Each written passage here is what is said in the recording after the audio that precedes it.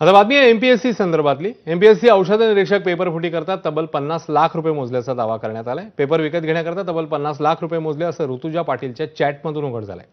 आतापर्यंत झालेल्या चौकशीत 5 लाख रुपये मोजल्याचं उघड झालेलं, मात्र आता ऋतुजाच्या चॅटमध्ये 50 लाखांचा आकडा पाहून तपास यंत्रणा चक्रावून गेले आहेत। या दृष्टीने आता तपास सुरू आहे।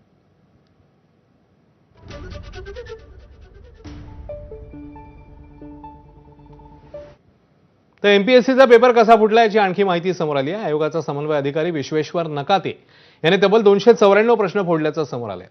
तज्ञांनी तयार केलेल्या प्रश्नांपैकी 294 प्रश्नांची चोरी करून प्रश्नसंच बनवल्याचा नकातेवर आरोप आहे। हा संच त्याने राज्य लोकसेवा आयोगाचे अवर सचिव अभिजित लेंडवे यांना आयोगाच्या कार्यालयाच्या इमारतीच्या पार्किंगमध्ये दिला। हा संच पुढे गोपाळ मराठेमार्फत प्रवीण पाटीलकडे पोहोचला। या तिघांनाही या कुकर्मासाठी 5 लाख रुपये मिळाल्याचं तपासात उघड झालं।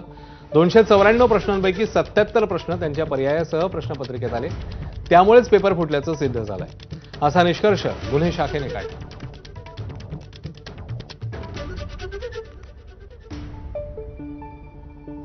तर नीट पेपर फुटीमुळे देशभरात मोठी खळबळ उडाली। यानंतर एनटीएमध्ये मोठे फेरबदल करण्यात आले।